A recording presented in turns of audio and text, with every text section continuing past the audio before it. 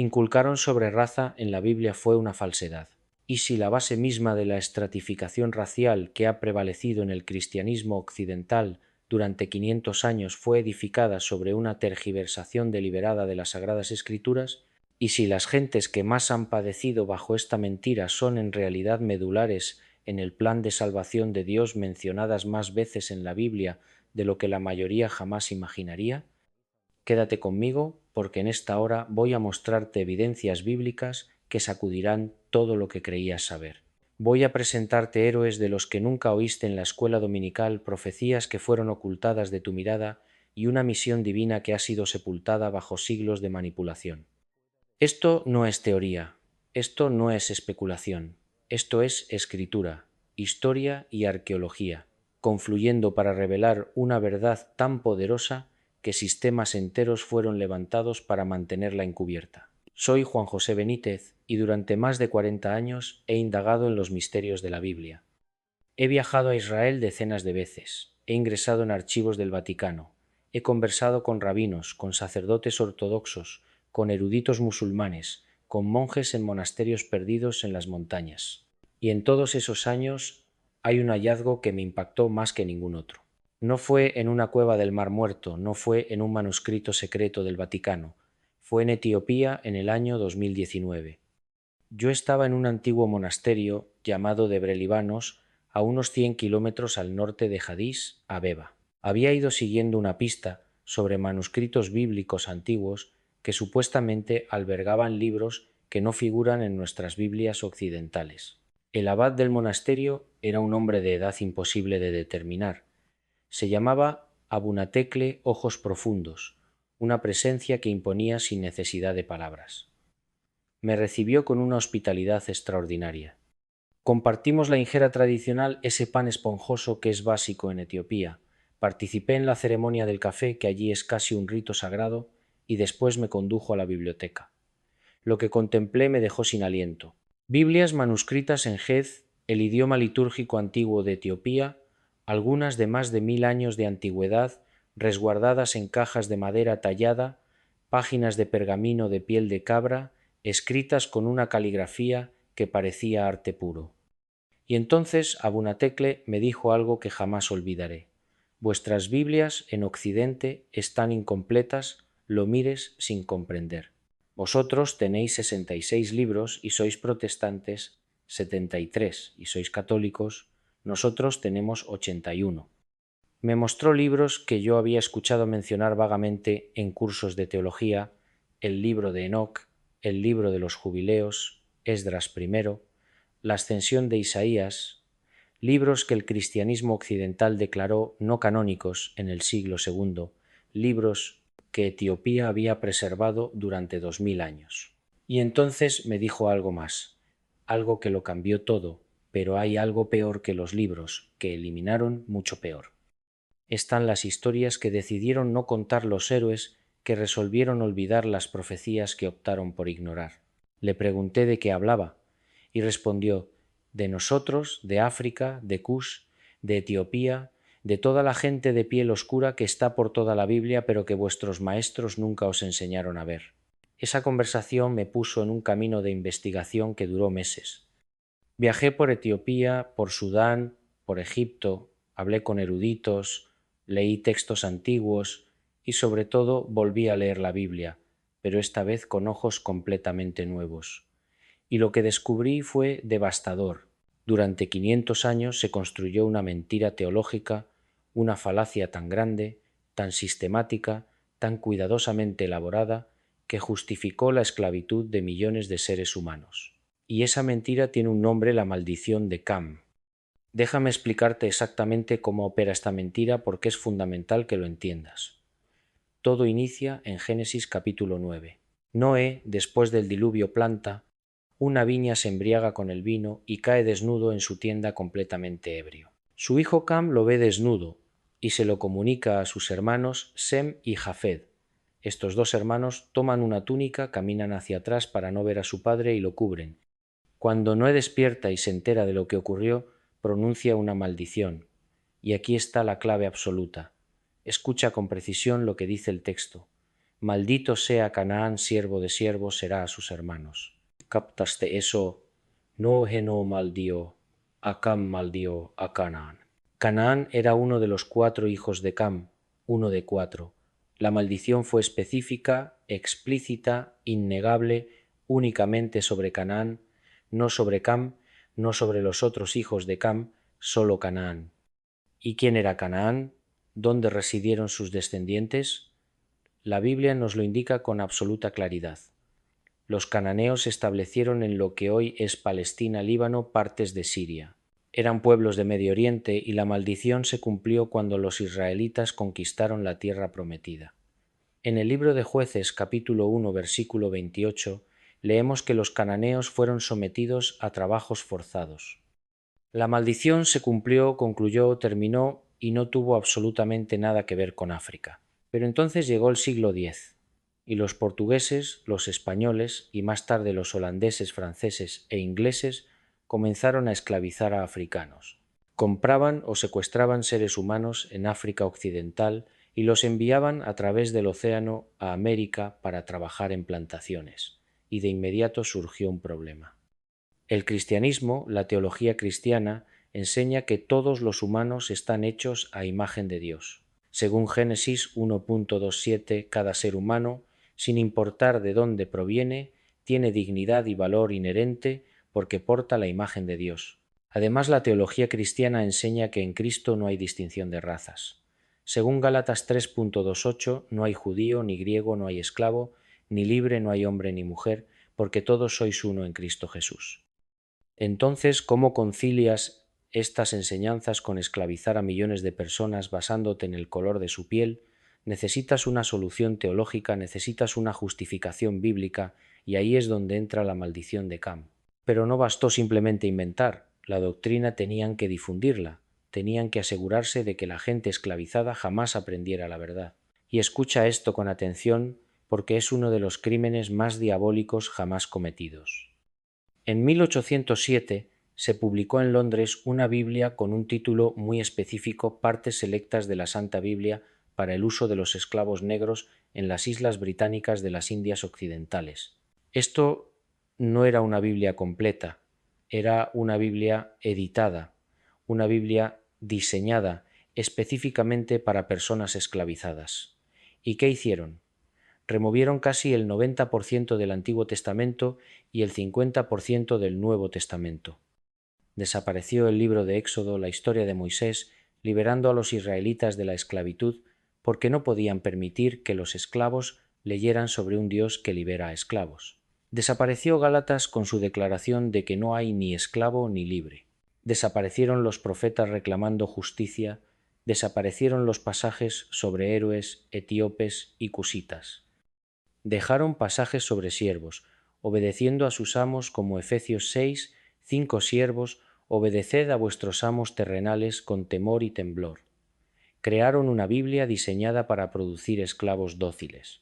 Una Biblia despojada de liberación, despojada de justicia, despojada de cualquier pasaje que pudiera inspirar resistencia, dignidad o esperanza de libertad, y la distribuyeron por todo el Caribe y partes del sur de Estados Unidos.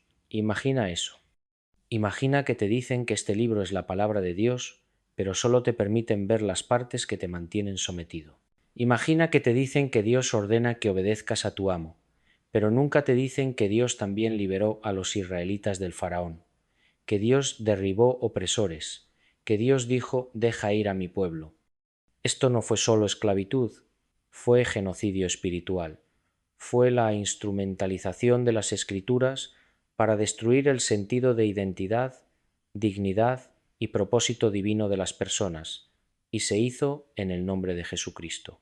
Déjame llevarte de vuelta a ese monasterio en Etiopía, a ese instante cuando Abunatek le abrió uno de aquellos manuscritos antiguos frente a mí y me dijo: voy a mostrarte algo que está en tu Biblia, en todas las Biblias, pero que nadie te enseñó a ver. Abrió el manuscrito en el libro de Jeremías capítulo 38 y comenzó a leer en Get, traduciendo simultáneamente. Era la historia de un hombre llamado Ebed-Melech, un hombre que yo había leído docenas de veces en mi vida, pero en el que nunca me había detenido realmente. Déjame contarte esta historia porque es absolutamente crucial. Estamos en el año 588 a.C. aproximadamente. Jerusalén está bajo asedio del ejército babilónico. El rey Zedequías está en el trono, pero es débil, rodeado de oficiales que detestan al profeta Jeremías. Odian a Jeremías porque sigue diciendo la verdad, sigue declarando que Jerusalén caerá, que resistir a Babilonia es inútil, que el juicio de Dios viene por el pecado de la nación. Los oficiales quieren a Jeremías muerto, así que van al rey y le dicen, según Jeremías 3, 8, 4, se ha muerto este hombre porque debilita las manos de los hombres de guerra que quedan en esta ciudad. Y el rey Zedequías, débil como es, cede. Entonces tomaron a Jeremías y lo arrojaron en una cisterna del príncipe lo bajaron con cuerdas. Una cisterna es un pozo profundo usado para almacenar agua. Estaba vacía excepto por lodo. En el fondo bajaron al profeta de Dios a este pozo con cuerdas y lo dejaron allí. El lodo era espeso, pegajoso, asfixiante. Jeremías era un hombre anciano en este punto. Había estado profetizando durante décadas y ahora estaba atascado en el lodo en el fondo de un pozo oscuro dejado para morir lentamente de exposición, inanición o asfixia. Los oficiales que hicieron esto eran hebreos, eran los líderes del pueblo escogido de Dios. Deberían haber estado escuchando al profeta de Dios, pero en cambio intentaron asesinarlo. Entonces, según el versículo se ven oyendo, Ebed-Melech, hombre etíope y eunuco de la casa real, que habían puesto a Jeremías en la cisterna, Ebed-Melech, el etíope, el texto es explícito, era un etíope africano, un eunuco, lo que significa que era un oficial de la corte castrado según la costumbre de las cortes del antiguo Medio Oriente. Servía en el palacio del rey Sedequías, y cuando escuchó lo que habían hecho a Jeremías, no se quedó en silencio, no miró hacia otro lado, fue directamente al rey. Versículos 8 y 9. Y salió Ebed-Melech de la casa del rey, y habló al rey diciendo, Mi señor, el rey, mal hicieron estos varones en todo lo que han hecho con Jeremías, profeta, al cual echaron en la cisterna, porque morirá de hambre en ese lugar, pues no hay más pan. En la ciudad. ¿Ves lo que hizo? No jugó a la política, no minimizó, no buscó un término medio. Llamó al mal por su nombre. Mal hicieron estos varones y señaló la consecuencia. Jeremías morirá de hambre. Habló verdad al poder. Y algo asombroso sucede según el versículo 10. Entonces mandó el rey a Ebed-Melech etíope diciendo, Toma en tu poder 30 hombres y haz sacar a Jeremías profeta de la cisterna antes que muera. El rey, que momentos antes había dicho que no podía hacer nada contra los oficiales, de repente encuentra su valentía cuando un hombre africano lo confronta con la verdad. Ebed-Melech consiguió autorización, consiguió 30 hombres. En realidad el texto hebreo dice 30 no 3 porque sacar a un hombre de lodo profundo requiere fuerza considerable. Y entonces observa este detalle de los versículos 11 y 12. Y tomó Ebed-Melech en su poder a los hombres, y entró a la casa del rey al lugar debajo de la tesorería. Y tomó de allí trapos viejos y ropas raídas, y los echó a Jeremías con sogas en la cisterna. Y dijo Ebed-Melech etíope a Jeremías, Pon ahora esos trapos viejos y ropas raídas bajo tus sobacos debajo de las sogas. ¿Ves lo que hizo? No simplemente lanzó una cuerda hacia abajo, sabía que tirar de un hombre con cuerdas le cortaría la carne, causaría dolor y lesiones. Así que fue y encontró ropa vieja y trapos para acolchar las cuerdas, y sacaron a Jeremías con sogas y lo subieron de la cisterna, y quedó Jeremías en el patio de la cárcel. Ebed-Melech salvó la vida de Jeremías. Un eunuco etíope salvó la vida del profeta más grande de su generación. Mientras los oficiales hebreos intentaban matarlo, un hombre africano lo rescató, y aquí viene lo crucial. Esto es lo que nadie te enseñó. Según Jeremías 39 contra 15 hasta 18, Dios habla directamente a Ebed-Melech. Y vino palabra de Jehová a Jeremías estando el preso en el patio de la cárcel diciendo, Ve y habla a Ebed-Melech etíope diciendo, Así ha dicho Jehová de los ejércitos, Dios de Israel. He aquí traigo yo mis palabras sobre esta ciudad para mal y no para bien, y serán cumplidas en aquel día en presencia tuya. Pero en aquel día yo te libraré, dice Jehová, y no serás entregado en mano de aquellos de quienes tú temes, porque ciertamente te libraré, y no caerás a espada, sino que tu vida te será por botín, porque confiaste en mí, dice Jehová. Dios habló directamente a Ebed-Melech. Dios le hizo una promesa personal. Mientras Jerusalén estaba cayendo, mientras miles morían, Dios dijo: Yo te libraré. ¿Por qué? Porque confiaste en mí. El valor de Ebed-Melech, su compasión, su voluntad de defender lo correcto, Dios lo llamó confianza y Dios lo recompensó. Cuando Abunatec le terminó de leer esa historia, me miró fijamente y me preguntó: ¿cuántos sermones has escuchado sobre Ebed-Melech? Tuve que admitirlo. Ninguno, ni uno solo en toda mi vida. Por supuesto, dijo con esa sonrisa triste, porque Ebed-Melech desmonta toda la narrativa. Es africano, es fiel, es valiente, habla la verdad al poder cuando los líderes hebreos son corruptos y cobardes y Dios lo honra por ello. No puedes decirle a la gente que los africanos están malditos y luego hablarles de Ebed-Melech. No puedes decir que los africanos son inferiores y luego admitir que un hombre africano salvó al profeta de Dios cuando el pueblo escogido intentó matarlo. Así que la historia se entierra, se ignora, se pasa por alto en la prisa por hablar de las profecías de Jeremías, pero está ahí, justo ahí en las Escrituras. Pero la historia de Ebed-Melech no es la única, es solo el comienzo. Déjame llevarte al momento más oscuro de la historia humana, la crucifixión de Jesucristo. Jesús ha sido golpeado, torturado, azotado, hasta que la carne colgaba de su espalda en tiras. Lo han obligado a cargar una pesada cruz de madera a través de las calles de Jerusalén, las calles están abarrotadas, la gente grita, algunos lloran, otros se burlan, y entonces Jesús colapsa, no puede más. El cuerpo humano tiene límites y él ha llegado al suyo. Los soldados romanos necesitan a alguien para llevar la cruz el resto del camino hasta el Gólgota, el lugar de la calavera donde lo crucificarán.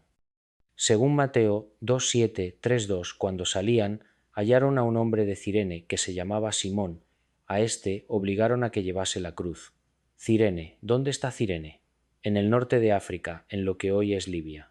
Simón de Cirene era un hombre africano, y en el momento más crítico de toda la historia humana, en el momento cuando el Hijo de Dios caminaba hacia su muerte para pagar por los pecados del mundo, fue un hombre africano quien llevó la cruz. Piensa en el simbolismo aquí. Piensa en lo que Dios estaba comunicando. En el momento del sacrificio supremo, en el momento cuando se estaba comprando la redención para toda la humanidad, un hombre africano compartió la carga. Simón de Cirene no llevó su propia cruz, llevó la cruz de Cristo. El Evangelio de Marcos nos da un detalle adicional en 1:5-2:1. Y obligaron a uno que pasaba Simón de Cirene, padre de Alejandro y de Rufo, que venía del campo, a que le llevase la cruz. ¿Por qué menciona Marcos los nombres de los hijos de Simón? Porque cuando Marcos escribió su Evangelio, esperaba que sus lectores supieran quiénes eran Alejandro y Rufo. Eso implica que la familia de Simón se volvió prominente en la Iglesia primitiva. De hecho, en Romanos 1613, Pablo envía saludos. Saludad a Rufo, escogido en el Señor, y a su madre y mía. Pablo llama a Rufo escogido y se refiere a la madre de Rufo como su propia madre. Esta es una familia que se volvió central en la Iglesia apostólica y comenzó con un hombre africano llevando la cruz de Jesús. Entonces déjame preguntarte algo. ¿Cuántos sermones has escuchado sobre Simón de Cirene? ¿Cuántos estudios bíblicos se han enfocado en su historia? ¿Cuántas lecciones de escuela dominical han enseñado a los niños sobre el africano que llevó la cruz? Casi ninguno, y eso no es casualidad. Ahora déjame hablarte de Moisés. No el Moisés de las películas de Hollywood, no el Moisés de los libros infantiles, el Moisés real, el descrito en las Escrituras. Moisés, el grandeador de la ley, el hombre que habló con Dios cara a cara, el hombre que sacó a Israel de Egipto y recibió los 10 mandamientos en el monte Sinaí. Moisés estaba casado con una mujer africana. Números 12:1, dice María. Y a Aarón hablaron contra Moisés a causa de la mujer cusita que había tomado, porque él había tomado mujer cusita. Esto no está oculto, no es oscuro. Está justo ahí en el texto. María y Aarón, la hermana y el hermano de Moisés, hablaron contra él por su esposa Cusita. Cus en la geografía bíblica se refiere a la región al sur de Egipto, el área que ahora llamamos Sudán y Etiopía. Los cusitas eran africanos. El texto no dice que Moisés se casó con una mujer de Canaán o de entre los israelitas. Dice que se desposó con una cusita, una africana. Y esto es lo que pasa después según Números 12 contra 9 hasta 10. Entonces la ira de Jehová se encendió contra ellos y se fue, y la nube se apartó del tabernáculo. Y he aquí que María estaba leprosa como la nieve. Dios golpeó a María con lepra por criticar el matrimonio interracial de Moisés. Piensa en eso. El creador del universo, el Dios de Abraham, Isaac y Jacob, castigó directamente el racismo. El historiador judío Josefo, escribiendo en el primer siglo, aporta detalles adicionales. Describe cómo Moisés, antes de liderar a Israel, encabezó una campaña militar egipcia en Etiopía. Allí conoció a Tarbis, la hija del rey etíope, y ella se enamoró de él, y se casaron, y ella se convirtió en su esposa. Ahora, si esta Tarbis es la misma mujer cusita mencionada en Números 12, o si Moisés tuvo más de una esposa como era común en esa cultura, el punto permanece. Moisés, el profeta más grande del Antiguo Testamento, estaba vinculado por matrimonio con la realeza africana. Esto no fue un escándalo, no fue un error. Este era el líder escogido de Dios, y Dios defendió su matrimonio tan enérgicamente que golpeó a la hermana de Moisés con enfermedad cuando habló contra él. Entonces aquí está la pregunta que nadie quiere formular. ¿Por qué no se nos enseña esto? ¿Por qué no escuchamos sermones sobre Dios defendiendo el matrimonio interracial? ¿Por qué la historia de Tarbis no se incluye en los libros bíblicos para niños? Podría ser porque contradice la narrativa que Sepiente ha vendido durante siglos. Ahora saltemos adelante unos 100 años. Estamos en el libro de Hechos, el nacimiento de la Iglesia cristiana. Jesús ha muerto, resucitado y ascendido. Los apóstoles están esparciendo el Evangelio por toda Jerusalén y Judea, y entonces algo notable ocurre en Hechos 8. Un ángel del Señor le habla a Felipe, uno de los primeros evangelistas, le dice a Felipe que vaya hacia el sur, hacia el camino que va de Jerusalén a Gaza. Felipe obedece, y allí en ese camino encuentra un eunuco etíope, un alto funcionario a cargo de todo el tesoro de Candás, reina de los etíopes. Detente y piensa quién es este hombre. No es un campesino, no es un mendigo, es el director financiero de un reino entero, es realeza africana, viajando con un carro y séquito. ¿Y qué está haciendo? Está leyendo al profeta Isaías. Específicamente está leyendo Isaías 53, el pasaje sobre el siervo sufriente como cordero fue llevado al matadero. Felipe se acerca y le pregunta: ¿entiendes lo que estás leyendo? El etíope dice: ¿cómo podré si alguno no me enseñare? Así que Felipe sube al carro y justo ahí, en ese camino del desierto, le explica que Isaías 53 es sobre Jesús. Le cuenta el Evangelio y el etíope cree. Entonces llegan a agua y según Hechos 8.36, dijo el eunuco: aquí hay agua que impide que yo sea bautizado. Detienen el carro, bajan al agua y Felipe lo bautiza en ese instante. Este eunuco etíope se convierte en el primer converso cristiano documentado en toda África, no por accidente, no como una idea de último momento por designación divina. La tradición de la Iglesia nos dice que este etíope regresó a casa y llevó el cristianismo a toda su nación. Etiopía se transformó en uno de los primeros reinos cristianos del mundo y hasta el día de hoy la Iglesia ortodoxa etíope traza sus raíces a este momento en Hechos 8. Pero aquí está lo impresionante: este hombre ya había estado en Jerusalén para adorar. El versículo 27 nos dice que había ido allí para adorar. Eso significa que era converso al judaísmo o un temeroso de Dios, alguien que honraba al Dios de Israel. Los africanos no eran extraños a la fe, no eran forasteros que necesitaban ser civilizados. Ya estaban buscando a Dios, ya estaban estudiando las Escrituras, ya eran parte de la historia, y aquí hay algo más que pocos conocen. En Hechos 13 contra 1 encontramos una lista de profetas y maestros en la iglesia de Antioquía, y la lista incluye a Simeón, que era llamado Níger. Níger es latín, significa negro. Simeón el Negro, un hombre vinculado a África, estaba entre el liderazgo de una de las iglesias más importantes de la época, la iglesia que envió a Pablo en sus viajes misioneros. Estos no son personajes menores, no son notas al pie, son personas en el centro de la historia del Evangelio. Ahora retrocedamos aún más en el tiempo al primer libro de Reyes, capítulo 10. Salomón es rey de Israel, es el hombre más sabio que jamás vivió.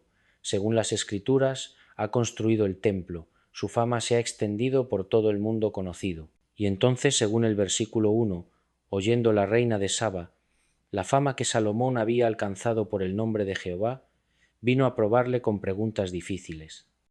La reina de Saba, donde está Saba, las fuentes antiguas la sitúan en el sur de Arabia o en el Cuerno de África, probablemente en lo que ahora es Yemen o Etiopía. La tradición etíope la identifica firmemente como africana, como reina de sus propios ancestros. Y esta reina, esta soberana africana, viajó más de 1600 kilómetros para conocer a Salomón. No vino como mendiga, según el versículo 2. Y vino a Jerusalén con un séquito muy grande, con camellos cargados de especias y oro en gran abundancia y piedras preciosas. Trajo 120 talentos de oro. Para poner eso en perspectiva, un talento es aproximadamente 34 kilogramos. 120 talentos de oro son 4080 kilogramos de oro. Esta fue una exhibición de riqueza y poder. ¿Y por qué vino? Para probar a Salomón con preguntas difíciles, vino a enfrentarlo intelectualmente, a desafiar su sabiduría. ¿Y qué ocurrió, según los versículos 4 y 5? Y cuando la reina de Saba vio toda la sabiduría de Salomón y la casa que había edificado a sí mismo, y la comida de su mesa, las habitaciones de sus oficiales, el estado y los vestidos de los que le servían sus maestresalas y sus holocaustos que ofrecían, la casa de Jehová quedó atónita. Estaba abrumada y le dijo a Salomón en los versículos 6 y 7: Verdad es lo que oí en mi tierra, de tus cosas y de tu sabiduría. Pero yo no lo creí hasta que he venido, y mis ojos han visto que ni aun se me dijo la mitad. Es mayor tu sabiduría y bien que la fama que yo había oído. Una reina africana reconoció la sabiduría de Salomón, lo bendijo, alabó al Dios de Israel. La tradición etíope, según el Quebranagast, la épica nacional etíope, afirma que la reina de Saba y Salomón tuvieron un hijo llamado Menelik. Este Menelik más tarde viajó a Jerusalén, conoció a su padre, y cuando regresó a Etiopía, trajo con él el arca del pacto. Los cristianos etíopes creen hasta el día de hoy que el arca está en Etiopía, escondida y custodiada en la iglesia de Nuestra Señora María de Sion en Aksum. No puedo probar que esa tradición sea cierta, pero puedo demostrar esto. La Biblia presenta a la reina de Saba como sabia, como opulenta, como alguien que buscó la sabiduría de Dios y la reconoció cuando la encontró. Jesús mismo se refiere a ella en Mateo 12:42. La reina del sur se levantará en el juicio con esta generación y la condenará, porque ella vino de los fines de la tierra para oír la sabiduría de Salomón. Y he aquí más que Salomón en este lugar. Jesús la elogió, la presentó como ejemplo de alguien que buscó la verdad, y ella era africana. Ahora vamos a las profecías, porque esto no es solo historia pasada, esto es futuro profético. Salmo 68 contra 31 dice: Vendrán príncipes de Egipto, Etiopía se apresurará a extender sus manos hacia Dios. Etiopía se apresurará a extender sus manos hacia Dios. Eso es tiempo futuro. Eso es profecía.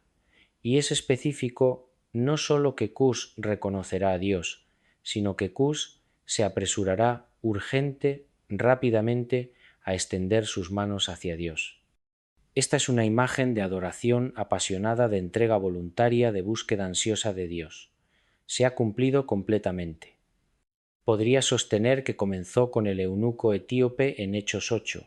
Podría señalar la antigua iglesia etíope que ha adorado durante siglos.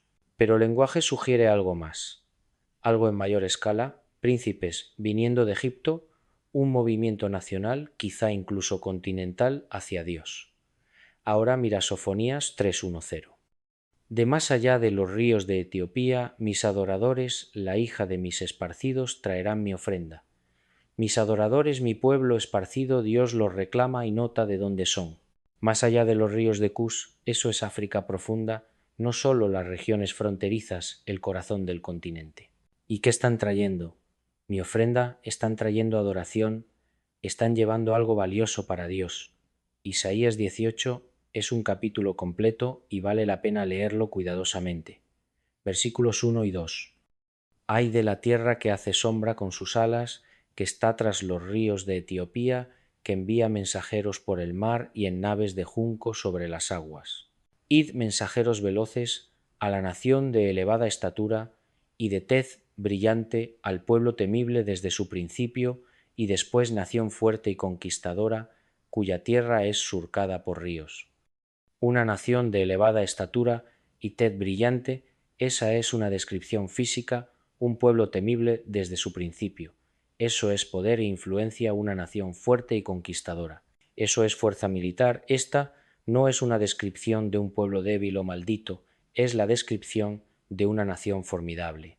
Y luego el versículo 7, en aquel tiempo será traído presente a Jehová de los ejércitos de parte del pueblo de elevada estatura, y de tez brillante del pueblo temible desde su principio, y después de la nación fuerte y conquistadora, cuya tierra es surcada por ríos, al lugar del nombre de Jehová de los ejércitos, al monte de Cuatro, Sión. En aquel tiempo ese es lenguaje escatológico, lenguaje del tiempo del fin. En aquel tiempo, cuando el plan de Dios alcance su culminación, esta poderosa nación africana traerá tributo al monte Sión, vendrán al lugar del nombre de Dios, honrarán al Señor. Esto no ha ocurrido todavía, no completamente. Si hay cristianos etíopes, si hay creyentes en toda África, pero un reconocimiento nacional oficial, un traer tributo al monte Sión de la manera que esta profecía describe eso, todavía es futuro. Y mira a Amós 9:7. ¿No sois vosotros como los hijos de los etíopes para mí, oh hijos de Israel, dice Jehová? ¿No hice yo subir a Israel de la tierra de Egipto y a los filisteos de Caftor y a los arameos de Kir? Dios está reprendiendo el orgullo de Israel, está diciendo: piensan que son especiales porque los saqué de Egipto, creen que son la única nación que me importa. Miren a los cuchitas, miren a los filisteos, miren a los sirios. He estado actuando en su historia también. Esta es una declaración radical. Dios está declarando que su preocupación, su amor, su obra soberana se extiende a todas las naciones, incluyendo y específicamente nombrando a los cuchitas. Israel no tiene monopolio sobre la atención o el favor de Dios. Entonces aquí está lo que necesitas comprender. Las personas con herencia africana no son notas al pie en la historia de Dios, no son personajes de fondo. Están tejidas en el tejido mismo de la profecía bíblica desde Génesis hasta Apocalipsis. Salvaron profetas, llevaron la cruz de Cristo, estuvieron entre los primeros en esparcir el Evangelio y, según las Escrituras mismas, tienen un rol específico en los tiempos del fin que aún no se ha cumplido. La misión es cuádruple y déjame explicártela con claridad. Primero, la misión de preservación. Los cristianos africanos, particularmente la Iglesia etíope, preservaron textos y tradiciones que el resto del cristianismo perdió o descartó. Guardaron el libro de Enoc cuando Occidente lo declaró no canónico. Mantuvieron su antigua liturgia cuando otros modernizaron. Sostuvieron una línea continua de fe a través de la expansión islámica, a través del colonialismo, a través de cada intento de destruirla. Eso no es accidental, esa es una misión divina de preservación. Cuando en 1947 se descubrieron los rollos del Mar Muerto, adivina que había en ellos fragmentos del libro de Enoc, fragmentos de jubileos escritos en hebreo y arameo, que databan del siglo II a.C., los etíopes habían estado en lo correcto todo el tiempo. Habían conservado textos antiguos que Occidente había perdido o deliberadamente removido según la misión de testimonio. Ya lo hemos visto. Ebed-Melech dio testimonio de valor y justicia cuando todos los demás callaron. El eunuco etíope dio testimonio de fe sin fronteras, mostrando que el Evangelio era para todas las naciones desde el primer día. Simón de Cirene dio testimonio de sufrimiento, compartido literalmente llevando la cruz de Cristo. Estos no son roles menores, son testimonios que demuestran verdades nucleares del Evangelio: justicia, universalidad, sufrimiento. Tercero, la misión de sabiduría. Recuerdas a la reina de Saba. Vino buscando sabiduría y la reconoció cuando la encontró. La tradición africana siempre ha valorado la sabiduría, la historia, el proverbio, la historia oral, transmitida de generación en generación. Eso no es primitivo. Eso es un sistema sofisticado de preservación del conocimiento y las escrituras lo honran. Jesús mismo elogia a la reina del sur por su búsqueda de sabiduría. Hay una misión aquí para perseguir sabiduría, para honrar sabiduría, para atraer sabiduría a la mesa. Y cuarto, la misión de restauración futura. Los pasajes que acabamos de leer no son sólo sobre el pasado, son sobre el porvenir, son sobre un tiempo cuando las naciones africanas traerán tributo a Sión, cuando Cush se apresurará a extender sus manos. Y aquí está lo asombroso: mientras el cristianismo occidental estaba conquistando y colonizando, mientras levantaba imperios y esclavizaba personas, la Iglesia etíope estaba silenciosamente manteniendo la fe.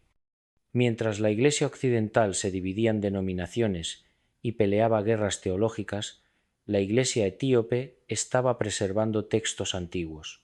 Mientras la Iglesia occidental se acomodaba al racismo y al nacionalismo, los cristianos africanos estaban dando testimonio de un evangelio sin fronteras. Y ahora, en el siglo XXI, ¿dónde está creciendo el cristianismo más rápido? No en Europa, no en Norteamérica, en África, en Asia, en Latinoamérica, el sur global. Y África está encabezando el camino. Nigeria tiene más cristianos que cualquier país europeo. La República Democrática del Congo está experimentando avivamiento. La Iglesia de Etiopía es antigua y está viva. Kenia está enviando misioneros a Europa y América. La profecía se está desarrollando. Cush está extendiendo sus manos hacia Dios, no lentamente, no de mala gana, sino apresurándose urgentemente, apasionadamente. Pero aquí está la parte que ha sido arrebatada. Si eres de ascendencia africana, si tus ancestros proceden de ese continente, necesitas entender que eres parte de esto. No eres un accidente, no eres una nota al pie, eres parte de una profecía bíblica. Eres parte de una misión divina que se remonta al principio y se proyecta hacia el fin. El enemigo ha trabajado horas extras para asegurarse de que no sepas esto, porque si lo supieras caminarías diferente, verías diferente a ti mismo. Entenderías que tu identidad no está arraigada en la esclavitud o la opresión o lo que otros han dicho sobre ti. Está arraigada en las Escrituras, está arraigada en la profecía, está arraigada en los propósitos de Dios. Piensa en esto. ¿Por qué querría Satanás ocultar la identidad bíblica de un grupo entero de personas? Porque la identidad determina el destino. Si no sabes quién eres, no cumplirás tu propósito. Si crees la mentira de que estás maldito, no entrarás en el llamado de que eres escogido. Si piensas que tu historia comienza con la esclavitud, no comprenderás que tu historia comienza con Cush, con Etiopía, con naciones que la Biblia llama poderosas y conquistadoras. La maldición de Cam fue una mentira diseñada para robar identidad. El silencio sobre los héroes africanos en las Escrituras fue una estrategia para robar herencia. La exclusión de cristianos africanos de conversaciones teológicas fue un intento de robar voz. Y todo fue diseñado para impedir el cumplimiento de la profecía, para detener a Cush de extender sus manos hacia Dios, para impedir que se traiga la ofrenda, pero no puedes detener la profecía. Puedes retrasarla, puedes distorsionarla, puedes hacerla más difícil, pero no puedes frenar lo que Dios ha declarado, y Dios declaró que Cush extendería sus manos. Dios declaró que personas de más allá de los ríos de Cush traerían ofrendas. Dios declaró que se traería tributo de una nación poderosa y está sucediendo ahora mismo en nuestra vida. Entonces, ¿cuál es tu parte en esto? Si estás escuchando esto y eres de descendencia africana, necesitas comprender que no estás separado de esta historia. Estás dentro de ella. Tus ancestros están en las Escrituras. Tu herencia es bíblica, tu misión es profética. Estás llamado a ser parte de la preservación de la fe, del testimonio de verdad, de la búsqueda de sabiduría y de la restauración futura. Eso implica vivir con dignidad, eso implica rechazar cada mentira que te han dicho sobre ti, Eso implica estudiar las escrituras por ti mismo y encontrar las historias que han sido escondidas. Eso implica enseñar a tus hijos quiénes son.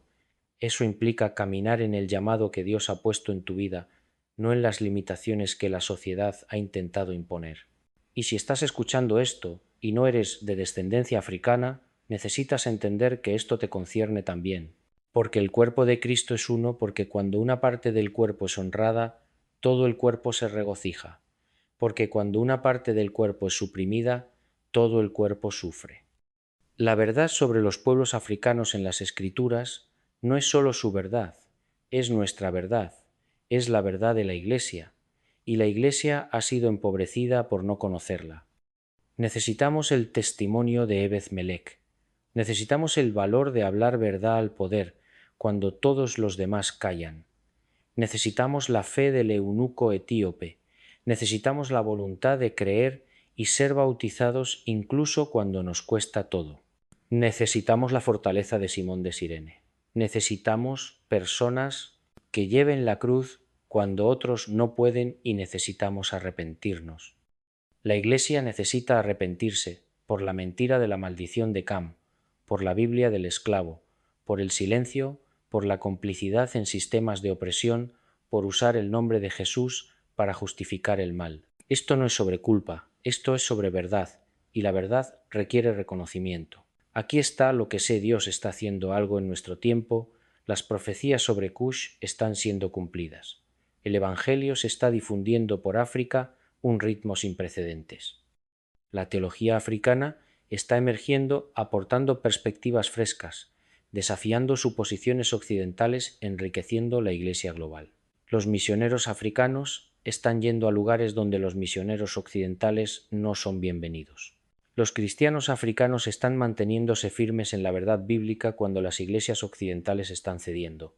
Este es el apresuramiento, este es Cush extendiendo sus manos. Y es hermoso, es poderoso, es exactamente lo que las Escrituras dijeron que ocurriría. Pero la plenitud aún no está aquí, hay más por venir, y todos los que conocen esta verdad tienen una responsabilidad. Tienes una responsabilidad de difundirla, tienes una responsabilidad de corregir las mentiras, tienes una responsabilidad de asegurarte de que la próxima generación sepa lo que las Escrituras realmente dicen, porque en algún lugar ahora mismo hay un niño sentado en un salón de clases al que le están enseñando una versión de la historia que borra su herencia. Hay un adolescente sentado en una iglesia al que le están enseñando una versión del cristianismo que ignora su identidad. Hay un adulto que ha creído durante toda su vida que de alguna manera es menos, de alguna manera está maldito, de alguna manera está fuera del plan primario de Dios, y necesitan oír la verdad. Necesitan oír sobre Ebed-Melech, que salvó a un profeta. Necesitan oír sobre el eunuco etíope, que fue el primer converso africano. Necesitan oír sobre la esposa cusita de Moisés y cómo Dios defendió ese matrimonio. Necesitan oír sobre Simón de Cirene, que llevó la cruz. Necesitan oír sobre las profecías que declaran su significado y su misión, y cuando lo escuchen, cuando realmente lo escuchen y lo crean, todo cambia, la vergüenza se levanta, las mentiras pierden su poder. El llamado se vuelve claro, y comienzan a caminar en la identidad que Dios les dio, no en la identidad que el mundo intentó imponerles. Eso es cuando la profecía se realiza completamente. Eso es cuando Cush verdaderamente se apresura a extender sus manos hacia Dios. No por obligación, no por desesperación, sino por conocimiento, por comprensión, por la revelación de que somos parte de la historia. Siempre hemos sido parte de la historia y siempre seremos parte de la historia. Déjame hablarte directamente ahora. Si estás escuchando esto y algo dentro de ti está despertando, si algo está agitándose, si sientes como si estuvieras recordando algo que nunca supiste que había olvidado, eso es el Espíritu Santo. Esa es la verdad resonando en tu espíritu. Esa es tu identidad, llamándote a ser reclamada. No eres quien ellos dijeron que eras. No estás maldito, no eres inferior, no eres un error o una idea de último momento. No estás definido por la esclavitud o la opresión o cualquier sistema que intentó disminuirte. Estás definido por las Escrituras, estás definido por los propósitos de Dios, Estás definido por la profecía que se extiende desde Génesis hasta Apocalipsis. Eres descendiente de Cush, la tierra que Dios mismo nombró y honró. Eres descendiente de personas que edificaron reinos, que comerciaron con Israel, que adoraron al Dios de Abraham. Eres descendiente de Ebed-Melech, quien defendió la justicia cuando era peligroso. Eres descendiente del eunucho etíope que llegó el Evangelio a un continente. Eres descendiente de Simón de Cirene que cargó la cruz de Cristo. No eres una víctima, eres un portador de fe antigua, un portador de misión divina, un portador de destino profético. El enemigo trabajó durante siglos para garantizar que no supieras esto porque sabía que si lo supieras, si realmente lo supieras, te volverías imparable. Piensa en lo que sucede cuando las personas conocen su identidad. Piensa en lo que sucede cuando las personas entienden su llamado. No se encogen, no se disculpan por existir, no aceptan las limitaciones que otros intentan imponerles. Se levantan, lideran, crean, construyen, adoran, cumplen. Y eso es exactamente lo que ha estado sucediendo, a pesar de todo, a pesar del comercio de esclavos, a pesar del colonialismo, a pesar de Jim Crow y el apartheid, y cada sistema diseñado para aplastar la identidad y la dignidad. A pesar de todo eso, las personas de ascendencia africana se han levantado, han sobresalido, han contribuido, han liderado en cada campo, en cada nación, contra toda probabilidad. Eso no es accidental. Esa es la resiliencia de personas que llevan una misión divina incluso cuando no la conocen completamente todavía.